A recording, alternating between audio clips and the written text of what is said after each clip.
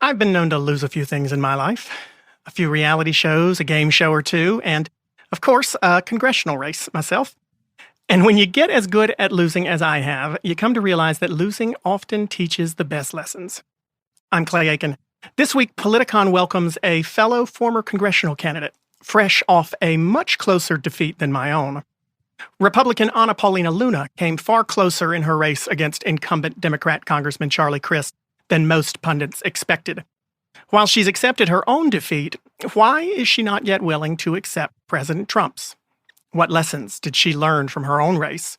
Where does she see room for progress or compromise in the coming divided government?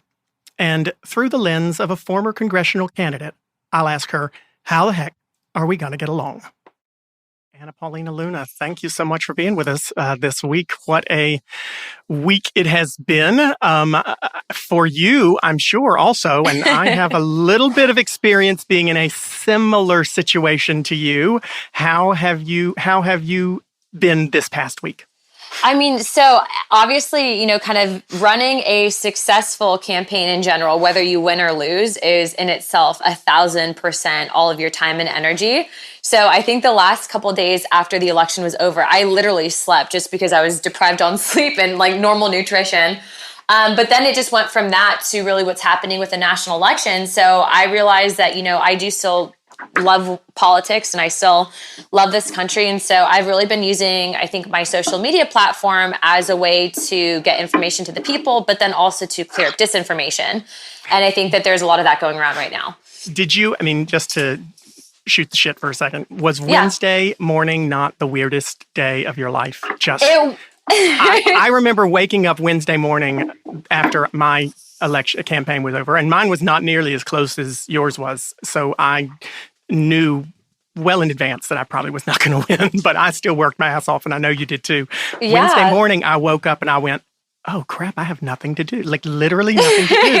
I called my communications director. I said, you want to go to a movie or something? I literally did that. It's so weird. And it's funny that you say that because I'm the type of person where I really do have to have a million things going on for me to feel that I'm being productive. And so I was really flourishing in the campaign environment, but then I woke up and I was like, oh my gosh, like, what do I do? Like I spent all the last 8 months basically meeting with people every single day or calling people. And really too, from my perspective, and I'm sure it was for you too, I had a really grassroots campaign. So I put a ton of work into it. And then I woke up and it was just like, well, now what do I do now? But I found that it Your was whole great. Purpose in life for the past year is all of a sudden now what? So now what? Seriously, now what, Anna? Well, so I'm actually thinking, and I've actually had a few job offers, and I don't know if I'm allowed to say what they are now, but one of them is a spokesperson position. Another one is for a podcast. And then another one is to do potentially a podcast and my own show. Obviously, I'm not getting out of politics, though, forever. In fact, I do anticipate on running in the 2022 election cycle. But the thing is right now is what I'm realizing is there's so many people who just don't understand how to run for office. And so I think what I might do is actually either put together a booklet or something to really get normal people to run for office. Because what I found in the election process is that most people that are running are independently wealthy. And it really is a disadvantage to your quote unquote normal people like myself that have to do the grassroots fundraising, to be able to compete with some of this. So people should kind of know what are trusted vendors, how does the process in itself work? And so that's something that I'm hoping to do kind of on the back end. But I've made good friends with a lot of candidates, to include some of the new Republican nominees that have actually now won their seats and will be in office. So I think it's great just kind of seeing the new blood come in that's not a part of the establishment party. What made you want to run in the first place? So I initially had gotten involved with a counter-trafficking organization that was working at the U.S.-Mexico border. And so I had done the media circuit, and I actually turned down a seat in medical school in order to do this. And the reason why I wanted to run is because I realized that, what was happening in this country, especially with what I felt with the media, is that they weren't putting forward solutions, that they were talking about the super polarizing issues in an effort to help their ratings. And then you had actually people that were suffering. And there was this lack of, I think, normal understanding into how to fix problems. And so I figured that, I'm not from DC. I'll figure it out. And I did figure it out. In fact, I won my primary. But how to actually run a successful campaign and kind of bring that new blood into DC. And I still am a firm believer that we do need term limits. Like, we should not have people in office for decades. Like, that is part of what we have so wrong in this country right now. So I will say, when I started running, I felt the same way. Term limits, people up there established, stuck in. But as I went through the process, that's what changed my mind on term limits, because I don't know if you felt the same thing as I did. Obviously, we ran in different parties, so we had different experiences. But I always kind of felt the same way about, listen, some of these people need to go, and best way to do it, term limit them. But then as I was running, I started finding that there were so many people who were lobbyists, who were so deeply involved in, writing all the laws, et cetera, that I realized, you know what? The only people who know enough to actually say hell no to these lobbyists are the ones who've been around long enough to say screw you and don't need to worry about it. And so I kind of switched my opinion on the term limits thing after a while. And I realized, you know what, if everybody is up there for 2 years, 4 years, 6 years, 8 years, whatever the term limit ends up being, then the people who really will be running the show will be these lobbyists. And as much as I may disagree with the Chuck Grassley's of the world, at least I know that he's been around long enough that he's not, hopefully not taking his cues from these lobbyists. Did you not notice that some of these inside power players, did you not see too many of those when you were running? No, there's definitely something to be learned from people that have just been there, obviously the wisdom. But I actually think part of the reason why I didn't make too many friends, especially through the process, is because I think that outright we should have a ban on lobbying. And I think that look at there. We found another area of agreement. Yeah, I didn't expect many of those. They may not come very often, but I agree with you there too. Yeah, like if they had a ban on lobbying, you would see a lot change, especially within the pharmaceutical industry, the healthcare industry. It's insane to me how much. And the one thing I found out that I loved, there's this website called opensecrets.org. And you can literally see the lobbyist connections to every single member of Congress. And that's one thing that I really found that, with who I was as a candidate, I straight up had people sending me checks and I just wouldn't cash them. And so, I may have lost my election. Why do you think we haven't made any of the changes yet? Why have those changes not been made? Because of the establishment politicos, straight up. These people, once they get into office, and just to my understanding with how it works, is that you have lobbyists, they make those connections, they're quote unquote friends. Obviously, if you go to DC and think you have friends, you're clueless, because no one ever just wants to be friends in Washington, DC. Without expecting something in return. But ultimately, I don't think that these changes have occurred, because if people stopped the lobbying and actually fixed the problems, they would be out of a job. And a lot of these people do make substantial money for their families or for themselves, basically by making those connections that they make in Washington, D.C., and they don't necessarily represent the interests of the people. And so with the candidate that I am and who I still am now, is that I think that we do need a ban on lobbying. And with the amount of money that I saw pouring into even my race, from corporate interests, on behalf of other candidates that I was running against, it's pretty insane, because there's this expectation that if you run for Congress that you're not supposed to be paid by the campaign, right? It's almost frowned upon. But for people that are not independently wealthy, unless I had someone like my husband to really kind of support me financially through all of this, I wouldn't have been able to run. And mind you, we're on a military salary. So for myself, it does kind of bring a different perspective in saying, hey, there's an issue with lobbying. There's an issue with the amount of money that's poured into some of these seats. It shouldn't be into the millions of dollars to run for Congress, but it is, because it's ultimately about advertisement, and you have all these groups that come in and actually make money on running candidates. Not my team, but there were other groups that I came across and that I saw other. Yes, that's the job to have right there, girl. Literally, like you and I, that's where the consulting business. Yeah, right. That's where the money is. What was harder for you? What was harder for you? Your primary or your general? Just on your psyche, on your energy level. Did you find it more difficult in the primary or the general? I felt like it was more difficult in the primary. And I say that because it was people that I really, once you meet your heroes, you're kind of like, wow, okay. But I found that a lot of people within the Republican Party, especially, with being that I was young and whatnot, I mean, they completely discredited me because of the fact that I wasn't from Washington, D.C., or because I wasn't an attorney. So, like, I felt like those stereotypes were something that I kind of just had to mentally get over. It's funny that we hate politicians until someone who's not a politician runs for an office, and then we think they aren't qualified because they're exactly not qualified. And like some of the weird things that I would come across from members of my own party, and I don't want to say like it wasn't. I really had no interaction with anyone actually from Washington D.C. until after my primary. But I'm talking like even locally. The one weird thing was like people would ask me what, like, and this is just like such an off topic, but they asked me why I used my mom's name.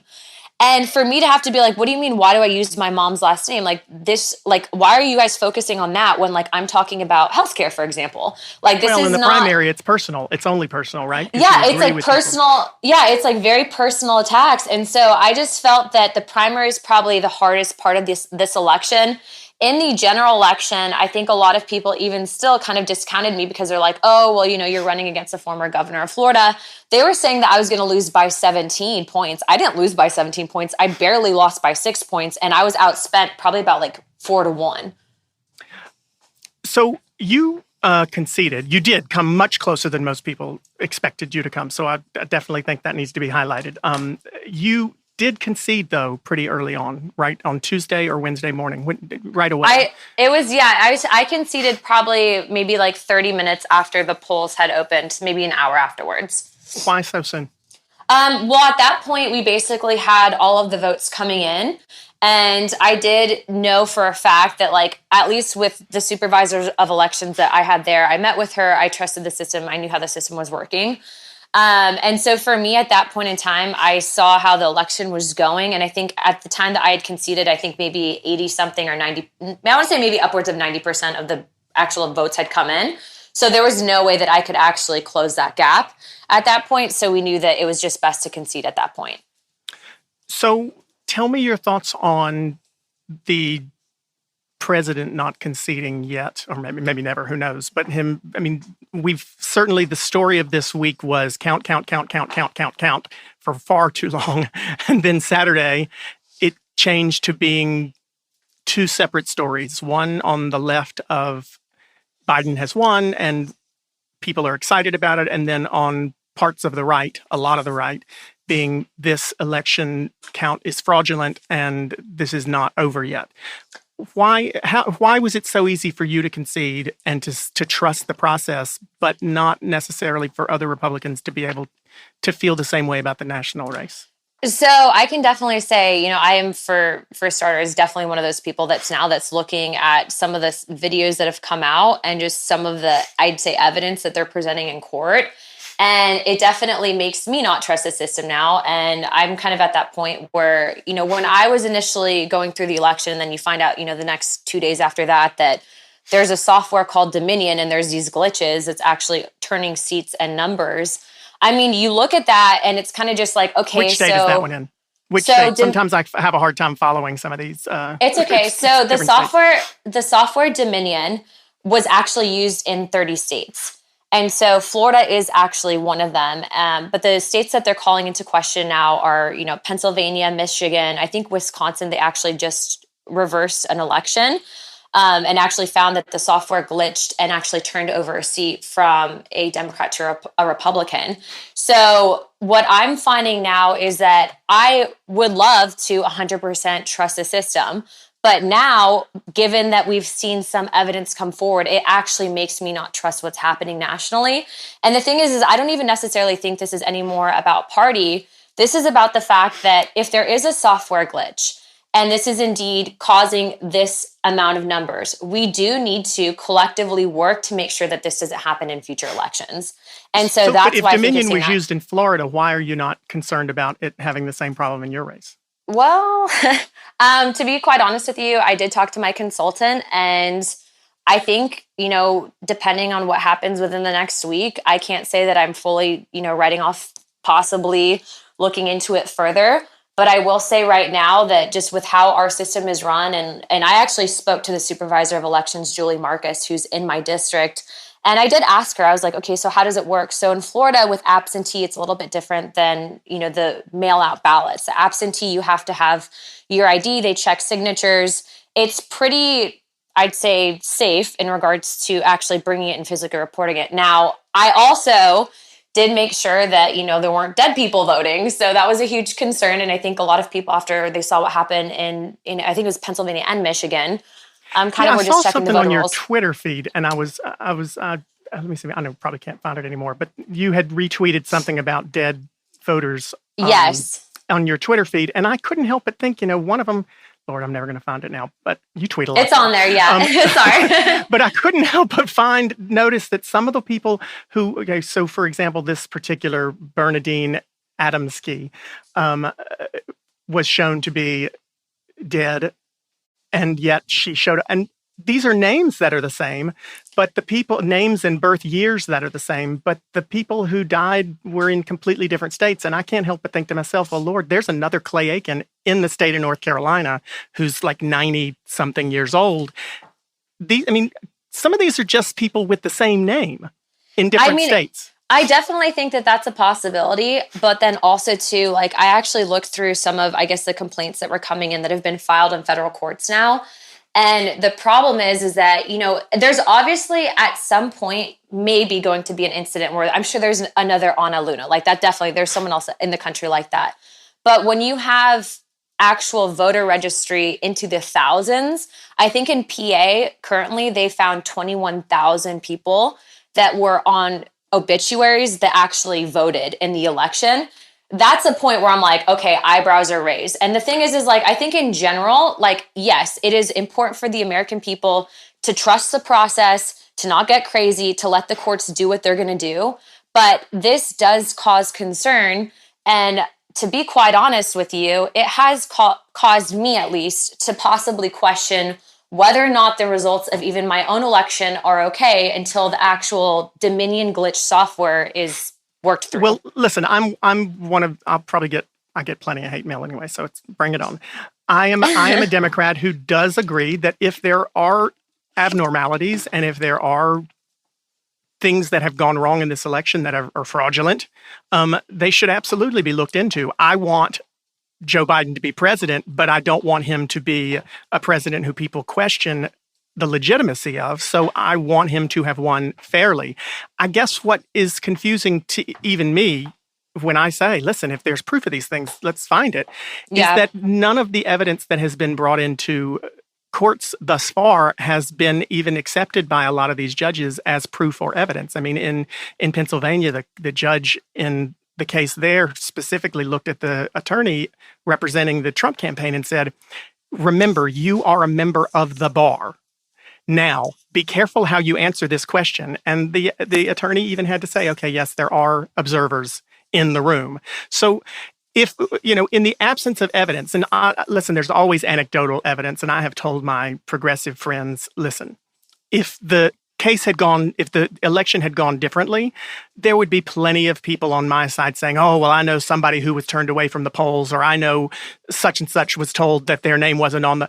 There's always anecdotal evidence, but there's never been evidence of widespread or any sort of fraud that actually changed the results.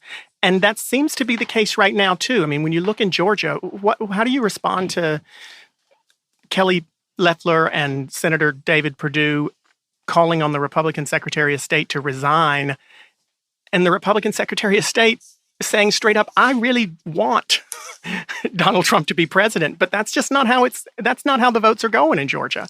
I mean, at some point, does there come a point where you just say you can't trust anybody?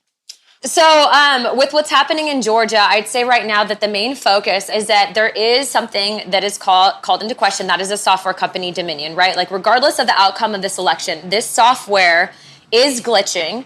And for me, it is problematic as a candidate because this has been used in 30 states and the glitches are essentially very influential in regards to some of the races that have been called into question now. And so when you have this software, you have this glitch, and then you have the media working to collectively already call a winner, right? So like they're already calling Joe Biden the president-elect, but essentially we're not even done counting ballots in some of these states. This is a big deal, and I think that that's why you're seeing most of the Republicans say, hey, look, this is not even necessarily about the president at this point. This is about the election process.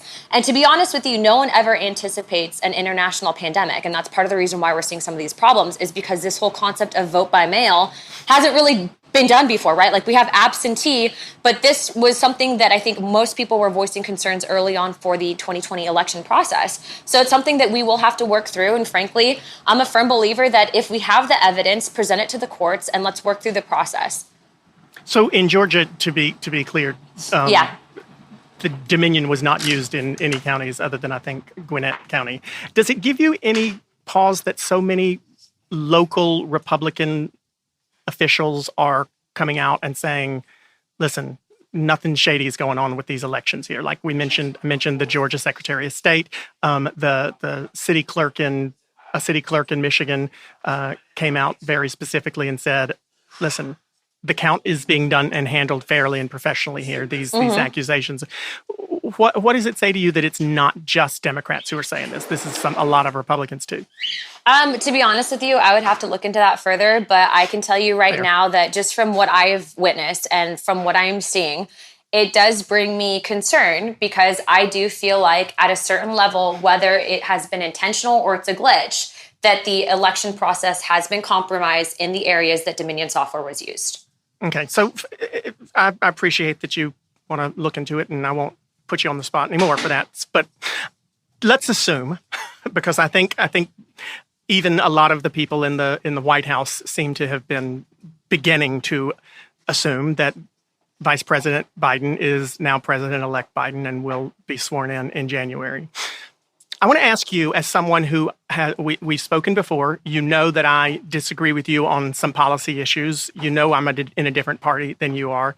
How do we move forward beyond January 20th? Assuming Joe Biden is president of the United States, Kamala Harris is vice president. It looks right now as if, though, the Senate will be in Republican control, the House will be in Democrat control.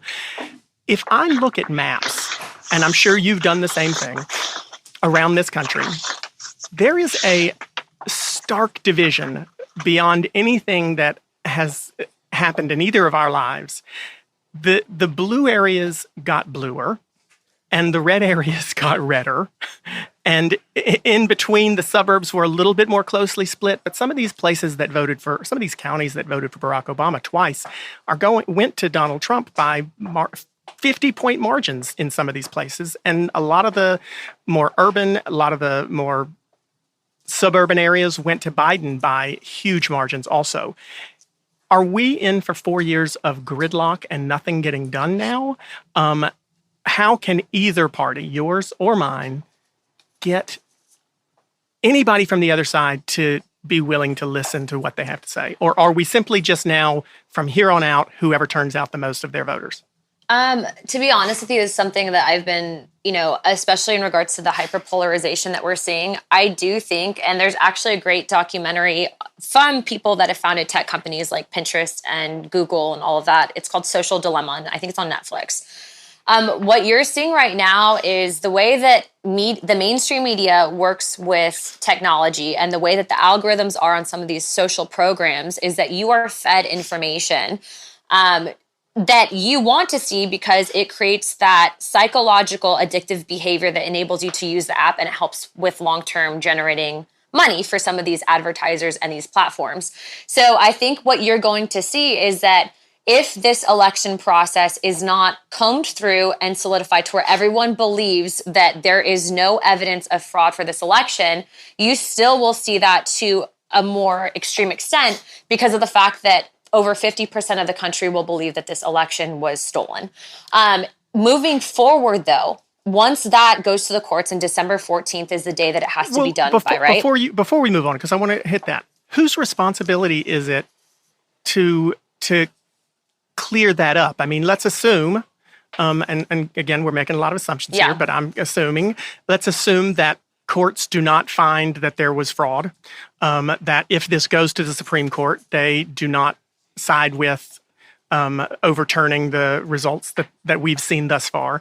Let's assume that these structures that we have in place play out, and Joe Biden still becomes the president of the United States. At that point, whose responsibility is it to say, okay, listen, guys, the President Trump has every right and had every right to question some of these things if he wanted to go in and do his legal challenges, to call for recounts. Legal challenges and recounts are part of the process. But after playing all those hands, Joe Biden still won. Whose responsibility is it at that point to say, okay, folks, Joe Biden didn't steal the election. There wasn't fraud. We played out all of these structures, did what they were supposed to do. He is the president. Is that a Republican responsibility to say to their base, let's get off the QAnon stuff? So there would definitely have to be, I think, something from the president himself, Donald Trump. So there is this formality. Do you have faith that'll happen? I will say this, I have spoken to Donald Trump, and I have actually on several occasions, either indirectly spoken with him and or met members that work in the White House. And I will say this, if it's a fair election, that's one thing. And I do have faith that the president will execute his job as according to the U.S. Constitution and ultimately, rightfully in the best interest of the American people. But I will say this, right now, because of what we were talking about earlier, even with just Dominion, it is calling into question what's happening. And so ultimately, it would have to be a statement in order to, I think, calm from the president. But I think right now with what we're seeing, it will have to go to the Supreme Court. And ultimately, the Supreme Court is the law of the land. It's the last safety measure that we have, in place in a constitutional republic to ensure that, the sanctity of the election process is kept fair. Does that concern you that the whole point of the Supreme Court, especially conservative views of the Supreme Court, and we've seen thus far, even in the way they have rejected the cases that they've rejected at the Supreme Court level this year alone. They overturned cases in Wisconsin where a federal judge inserted himself into Wisconsin's election procedure. They overturned any cases, they refused to take any cases where the state had made decisions. The conservative view at the Supreme Court has always been courts don't have a place in deciding elections. Elections are left up to the states to do. Every state gets to determine how to run its own elections, and the federal government doesn't have a role in that. Does it concern you that maybe the Supreme Court would have to overturn centuries of precedent to say, okay, no, this time we do have a role in it? I definitely do appreciate, and I always will be a firm believer that it's always best for the states to decide. But in the event that we do have a glitch that's causing votes to move over in the way that we've seen, I do think that the Supreme Court is really that safety measure that's in effect to say, okay, these are people that have been in the legal proceedings as justices for years. They have experience. Some of the Supreme Court justices that are currently on the bench right now, like Kavanaugh and even Amy Barrett, were actually around during the Gore-Bush recount. And so these people do know how to handle these situations. And ultimately... Well, they were partisans then also. I mean, John Roberts himself was was on Bush's team in that particular case in 2000. So, you keep coming back to the glitches, and I guess I just want to, make it sort of unequivocally clear that the officials in Michigan have very specifically said that these Dominion software glitches were not software glitches. They were caused by human error. County clerks, the Department of State there, have all said they were isolated cases. In Georgia, the secretary. So if the state is saying these glitches were human error, they have been accounted for, they have been fixed. If the state has been saying these were not software glitches and we have handled this within our state, what role does the Supreme Court have in that other than to just say, okay, well, Donald Trump will give you what you want? I can't imagine that's what you're... No. The Supreme Court in no way, shape, or form, I think, would ever even say that. They would basically go on evidence. And I'm sure, as you know, bringing evidence and then actually causing a decision to be ruled on with the Supreme Court. is a long process, and you have to have literally damning evidence. But what I will say is that, in places like Michigan and PA and Wisconsin and Georgia and Arizona, certain places like Georgia, I know for sure there's going to be a recount. That one that they've already said is going to be taking place. Of course, I know that in PA, in PA, there's going to be an audit. In Michigan, I think that there's going to be an audit. So there's different places around the country that are handling it differently. No, absolutely. And I think, and I would, as a Democrat, would say, by all means, I'm comfortable with an audit. I'm comfortable with a recount. But if those audits show that there was, that the officials in Michigan did not, were accurate and were telling the truth when they said, no, these issues we have accounted for, we have fixed them. Is that not enough? Or at what point? I mean, listen, I can't, any Democrat who tries to claim that Democrats would not be looking for every opportunity in the weeks after is probably not being intellectually honest. Yes, if we had lost, we would be saying, hold on a second, wait a second, let's check this, let's audit this, let's recount this, let's make sure that, I get that. And it's just not intellectually honest to say that we wouldn't. But at some point, there comes a point where you have to say, okay, they've been audited, it's been recounted, we've checked, the officials have said that these errors were fixed, officials from our own party have said these errors were fixed. Why take, I mean, listen, I'll be honest, I think that more than likely the Supreme Court just says, no, we're not going to take this case. At that point, is it done? If the Supreme Court at that point, however they rule, then that's how the Supreme Court is going to rule. And I think at that point, that's when President Trump really essentially decides what he's going to say, right? But the Supreme Court is ultimately the last firewall that we have, and I do trust. And you're the Supreme comfortable Court, with every 4 years the Supreme Court having to make that decision? Well, no, I think that the Supreme Court, and that's exactly why they can choose to take cases or throw the cases out. I think that this is a very special circumstance, right? Like COVID has never happened before in the United States. And ultimately, part of the reason why we're seeing this happen is because in many states, the issues that we're having are the mail-in ballots, right? Or the ballot drops. In past circumstances, this hasn't been something that we've had to address. But then also, too, when you're seeing some of these glitches, and I hate to go back to it because I know I've mentioned it about 30 times, these glitches have actually resulted in certain states. Yeah, these glitches seriously have resulted in different races around the country actually reversing the races. In fact, 2 congressional seats went to Republicans because they found out that the software glitched and actually overcounted votes for Democrats. So either way, we have to look into this. Either way, we're going to have to make sure that this never happens again, because to be quite honest with you, I don't think America can afford to go through this in 2024. So we have to ensure that it's correctly done this time. Why are you a Republican? I am a Republican because, and actually on 2 separate instances. So the first one is that at an early age, my mom obviously had me, and she definitely was asked by my father to go to an abortion clinic and have me aborted. My mom and I really very much so struggled.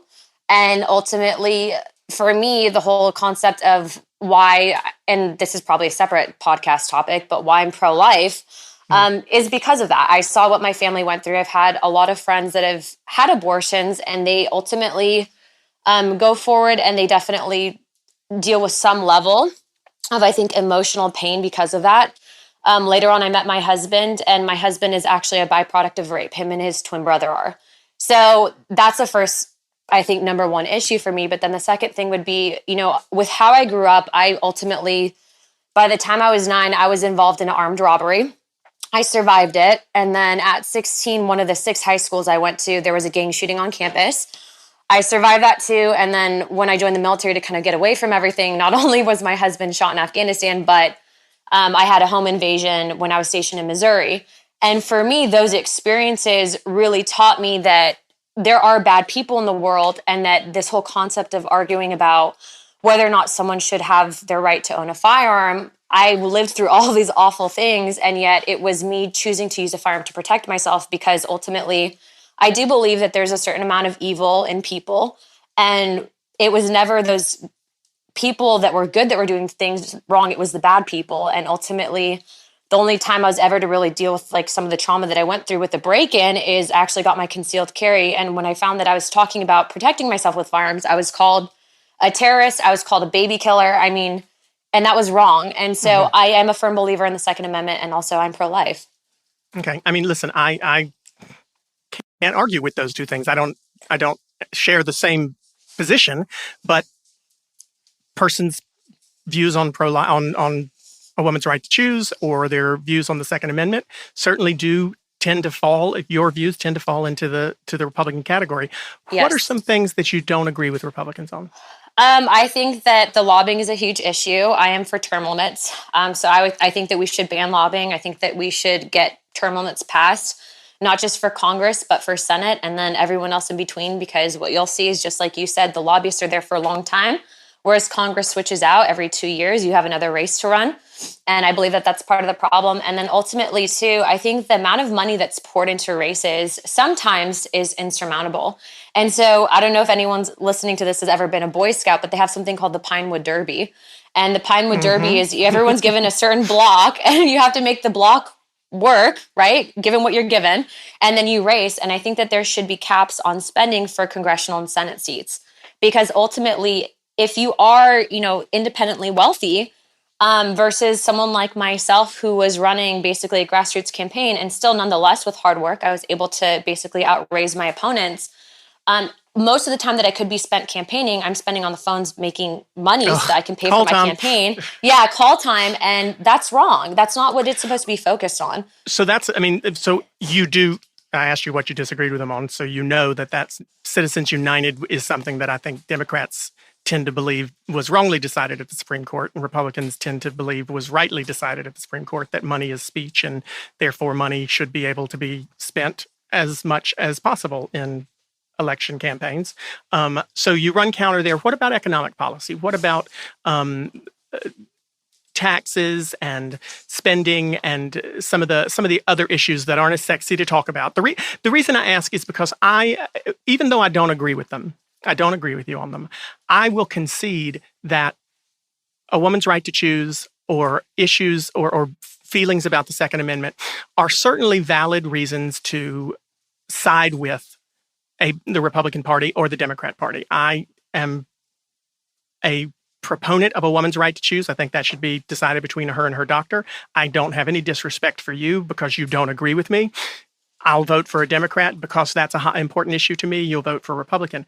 What concerns me, and I wonder if it concerns you the same, is that there are a lot of people that tribalism is a real thing in this country now. And there are a lot of people who have chosen their party based on one or two issues, based on one or two beliefs, but they don't necessarily agree with that particular party for a whole slew of other things, but they vote either against their own interests or they vote on one issue and demonize the other party for that reason. Do you think that there are a lot of people who vote for Republicans because they have just one thing in agreement with them and maybe not the rest? Well, I think right now what a lot of people are really voting on a Republican ticket for is because most people that I came across, especially in doing the outreach with the Hispanic demographic, and then also to even talking with other candidates that have experienced socialism, whether it was fleeing from other countries, when you see that really kind of being a platform, whether they call it democratic socialism or not, really being something that's, I think, pushed for legislative reasons. What is socialist in what type of socialism is it that you feel the Democratic Party is going to push on? So I think that it's probably more or less the utopian perspective that I believe that people like AOC push, and saying that, okay, look, you should have the government come forward and if you just stick with me for a second and provide, for example, healthcare, right? I think what's alarming to me is that when you talk with people, first of all, healthcare should be affordable, but I would never trust the federal government to do that, especially when the federal government can't even count ballots appropriately right now, right? So, you have this whole concept. Well, the federal government isn't counting them; the state governments are. But it's state government for now, yes. But what you have is that you have these people that are saying, okay, we want federal government healthcare. Right? But you look at what's happening in other countries around the world, for example, Canada, where people do have socialized medicine, and they're essentially having to come to the United States to pay out of pocket because their government won't authorize certain surgeries It's a waiting list for some of these procedures, and ultimately they're not getting as good of health care as they are from places like the United States where it's independent. Now, here's the problem. So I would just combat that, or I would rebut that by saying, I think those are anecdotal issues. And if my son's mother is Canadian, that entire side of the family is Canadian, and even the conservatives amongst them of the family would say they wouldn't trade their Canadian healthcare system for anything. In the UK, that's the third rail. Touching the NHS in the UK is something that no party would dare try to do because it's something that's loved by all in that country. So I guess the reason I bring that up is because I get confused sometimes when I hear people say that they're afraid of socialism. And I want to know what it looks like, because I would argue that you've been attacked by Democrats. I would guess you've been attacked by Democrats as someone who wants to give a gun to everybody who wants one, or who wants guns, all teachers to carry guns, or who wants all kindergartners to carry guns. And that's bullshit, right? Like, you don't want kindergartners walking to school with guns in their pockets, obviously. Correct, That's just hyperbole and bullshit. And my party throws it at your party far more than I'm comfortable with. But I would argue that as much as you would say that that's bullshit, you don't want kindergartners going to school with guns, that the socialism argument is a similar type attack from the right to the left, because I don't believe that socialism is a part of any party's platform. It's certainly not a part of Joe Biden's platform. And I find that there's just a lot of hyperbole thrown about on both sides. So if we were to get rid of that, if we were to say, okay, listen, as a Democrat, you don't know me that well, but we've talked a few times. I hope you think that I'm a somewhat reasonable person. I don't want a nanny state either, you know? But, you know, isn't there a gray area here? Well, so the thing is it starts with desocialized healthcare, right? And then ultimately what then from a Republican perspective is that we worry about is that you have people that are promised free socialized healthcare. That means an increase in taxes. That means businesses closing down because they might not necessarily be able to support. And then you have this whole concept that no one talks about.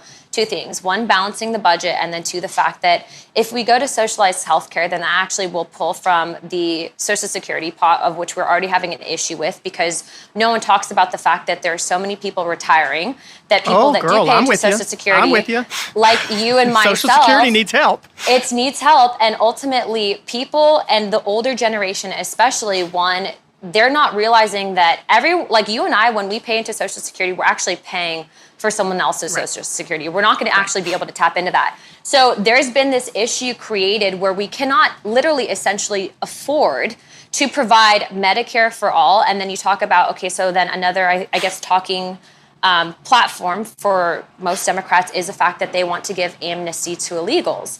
So you have 22 estimated million people that are here illegally. Never heard a Democrat say they want to give amnesty to illegals, but I'm going to let you keep talking. Okay, so I've heard plenty of them say that they would like to have a pathway to citizenship for those who are already here, but I have not seen anybody say amnesty for illegals. I've heard the pathway of citizenship for DACA, but for illegals, I believe it was Joe Biden that actually said that.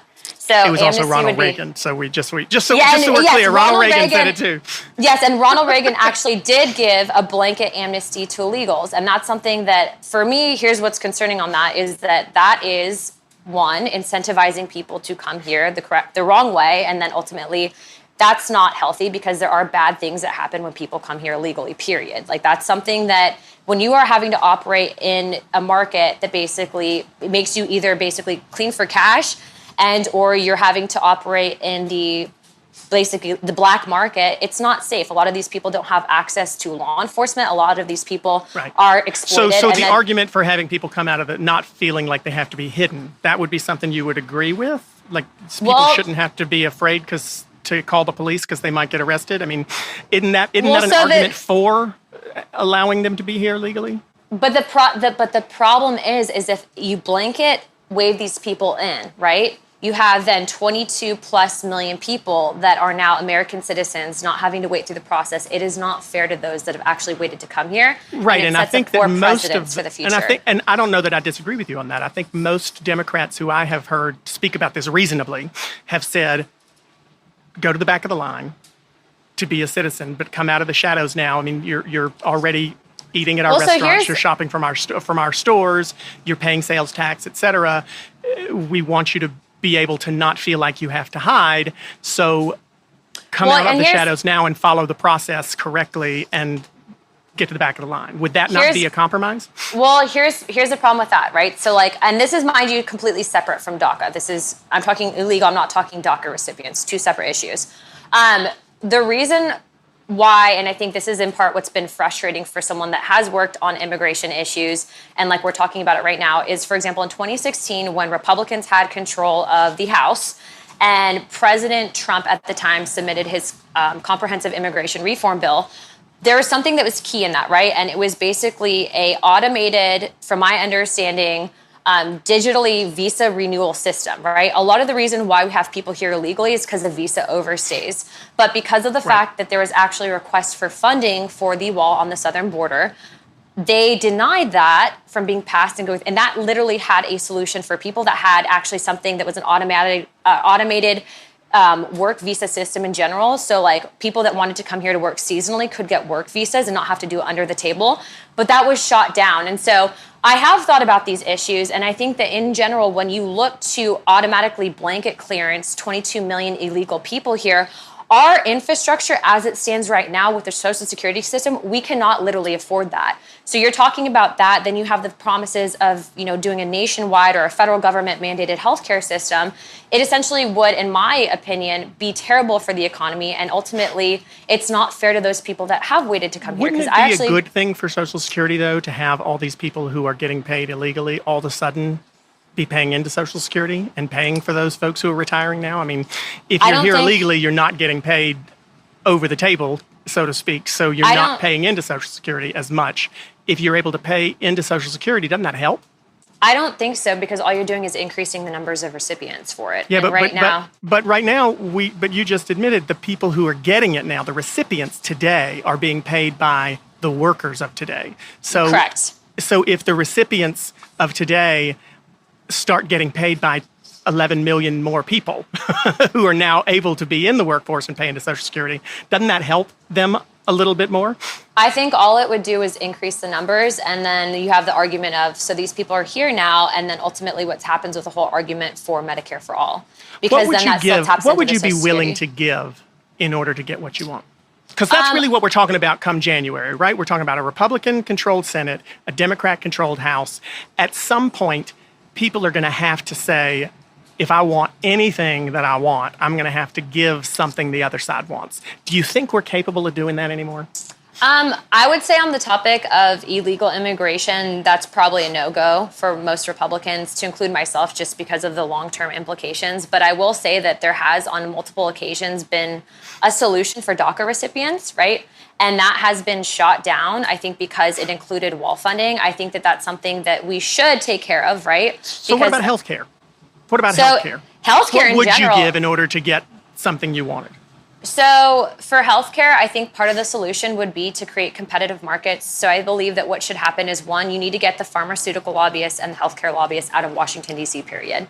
Then what you need to do is incentivize some of these smaller businesses, whether they are upstart or not, for some of these healthcare insurance industries or whatever it might be. You give them basically a grace period so that they can become competitive with some of these monopolies that currently exist within the healthcare system. And so whether that is not basically having them pay taxes for the first upstart year that they have, and then that way they can grow, and then that way they can create better coverage at a more affordable price. That's really my perspective on how you would fix a healthcare system. It's absolutely... So if you want competition... Yes. Medicare for All, which has been a big platform plank for AOC, for Bernie Sanders, for quite a few Democrats on the lefter wing of the party. Sherrod Brown, who's the Democrat senator from Ohio, a red state, he continues to win in a red state. He has a different perspective, which I think some might consider a compromise. He essentially calls it Medicare for anyone who wants it. In other words, instead of having to wait until you're a certain age to buy into to enroll in Medicare, you'd be able to buy into it at a younger age. That would not be Medicare for all. It wouldn't be mandated. It would be an offer. But it would provide competition because arguably, I guess that would be a lower rate of entry, and it would force some of these pharmaceutical companies and it would force some of these health insurance companies to lower their rates to be competitive. Is that the type of compromise you could go for? I would honestly have to see the entire platform and suggestion for that. And the reason I say that is because, to my understanding, when you open the Medicare for All up to more people, not Medicare for all, Medicare for anyone else who wants it. Yeah, it let people buy into it. Yeah, those opting into it, I think at that point in time, to my understanding, that actually then taps into the Social Security bucket. So I would have to look into that more. But I will say this: right now, it should be that Americans can afford healthcare, and it's not. And so I think that that's something that we as a nation have to look at. And in general, I will say this: it does not make Republicans feel comfortable, or I think American citizens in general feel comfortable, especially being that, 70 plus million people voted for President Trump. And you have AOC going out there and saying, we need to come up with a list of people that supported this president. That is wrong. Like, that is so wrong to threaten these people's livelihoods. Now, listen, I'm not going to disagree with you, but I will. But I am going to give you shit for changing the subject, because I appreciate the fact that you won't commit to I can appreciate the fact that you won't commit to a policy initiative without researching it. I'll give you that. But I feel like people lose me when they go from talking like we have this really great, intelligent discussion about policy here, and we can disagree, and I would love to think, and I want you to come back at some point after you've looked into the Medicare for Everyone option idea. We'll even send you info on it, but we can disagree. But I feel like both sides lose their arguments, at least with me, when they switch away from the policy stuff and start talking about the bullshit politics stuff. Because I'm not going to disagree with you on the politics being played, but I am going to say we all as Americans say that we hate that type of bullshit strategy, but we cling to it whenever we aren't winning our argument, or whenever we feel like we don't have one. No, the thing is that if you're talking about compromise is willing to trust the other side that they will fulfill their... Absolutely. Right? And so what I'm saying is that when you have people that say that they want to make compromises, and people that are very influential within their own party, right? When you have those people making those arguments and then turn around and saying that we're going to put a list together, that's where you lose the compromise. That's where you lose the ability to... I don't disagree with that. Yeah. But at some point, someone's got to say, there's a sticks and stones type of argument. I want to start a sticks and stones pack that essentially says, if it's not actually actions, if it's just words and talk and bullshit, I just don't feel like we need to ignore it at some point. Well, and I would say that, but they actually have a website. Yeah, but I've actually seen a website. Right, but it's not stopping. But the website, as nasty as it might be, as ill-advised as it might be, doesn't have to stop reasonable problem solvers from actually getting things done. It can make us mad. We can roll our eyes at it. But it doesn't have to stop us from getting things done unless we want it to. And I think we've been doing this podcast for almost, it feels like this year has felt like 2 years, but we've been doing it for a while. And the question that we ask is, how the heck are we going to get along? And I am absolutely sure that I know the answer to it now. And the truth is, the truth is we have to want to. And I think that there's not a lot of motivation from people on many sides to want to get along, because you and I can have a nice conversation and disagree. And if we stayed on this conversation for a lot longer, I think we'd probably, if we were both willing, we'd find a way for you to give a little bit, me to give a little bit, and find a solution. But I'm not sure if I believe, and I bet you agree with me, I'm not sure if I believe that people in DC at this moment actually want to get along. I feel like a lot of folks on both sides feel it behooves them to, instead of getting anything done, just scream and shout and blame the other side.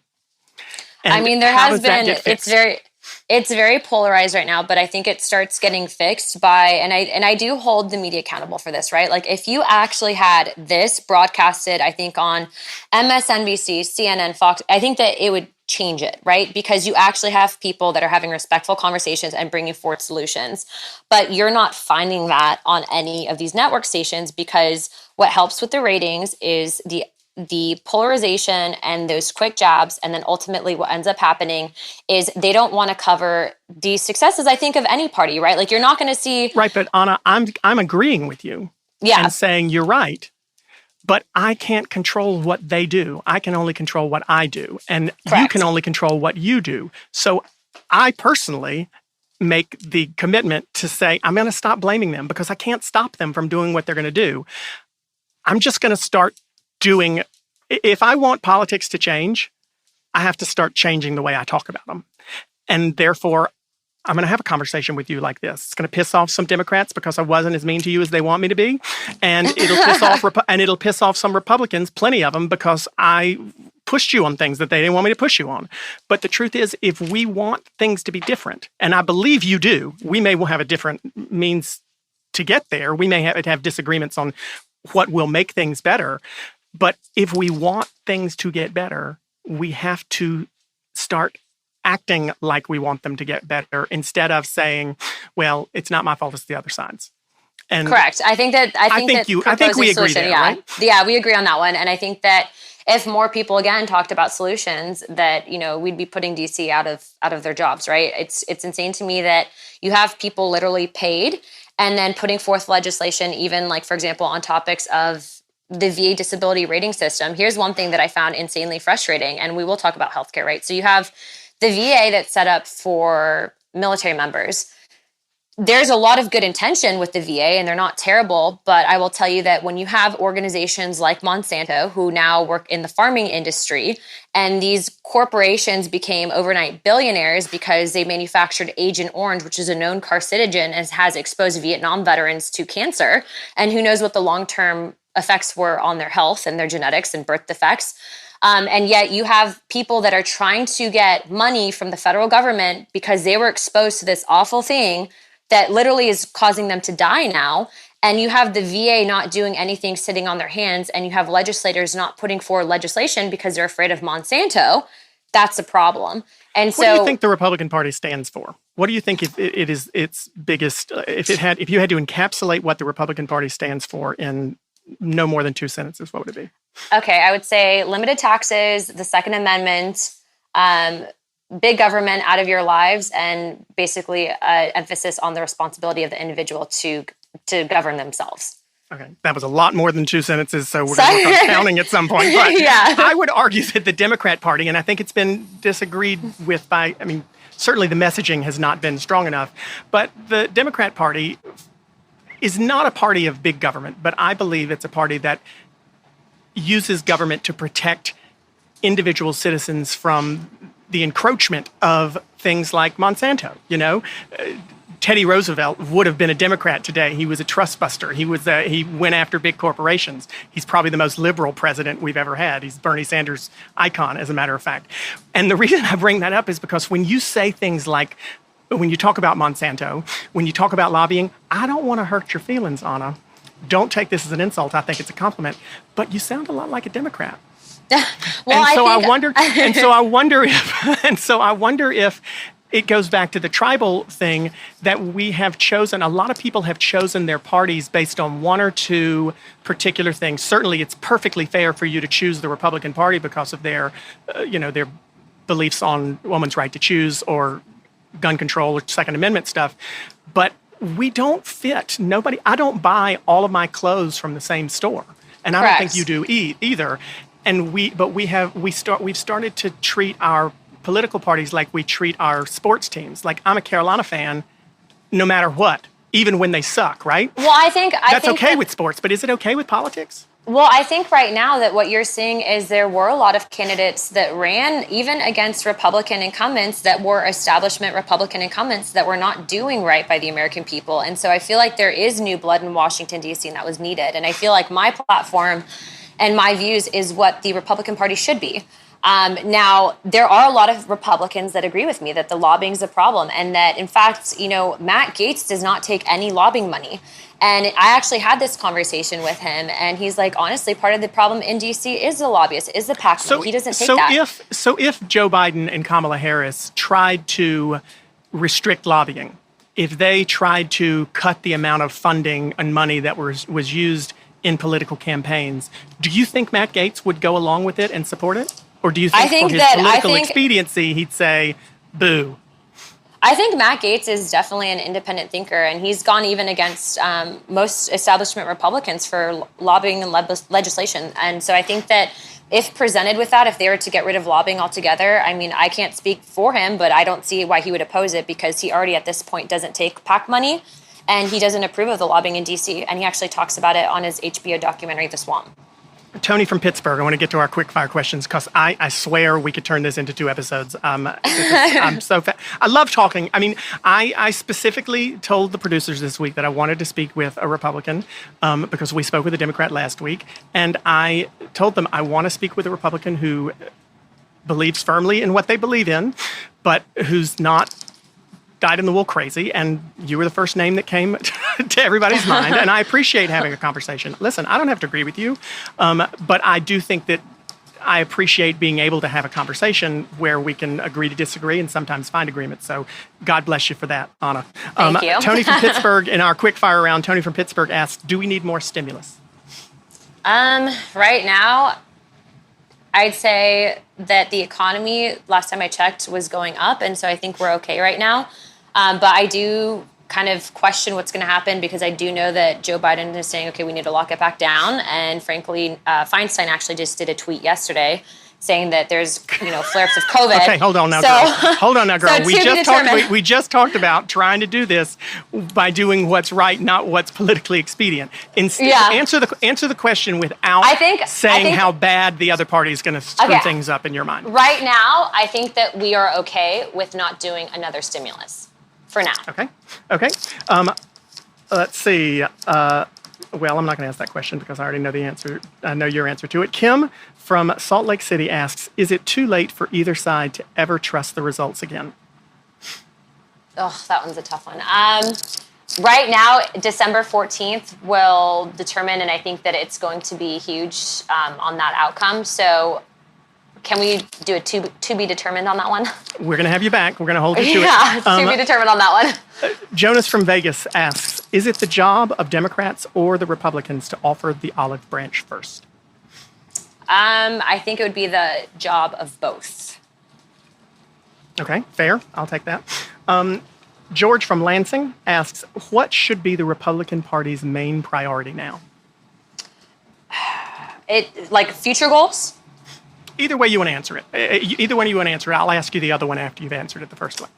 I think that it's really important right now for the Republican Party to help stand up fresh faces and new candidates. So there have been a couple of members that have been better than I think a whole as a Republican Party on doing outreach, and Elise Stefanik has been one of them.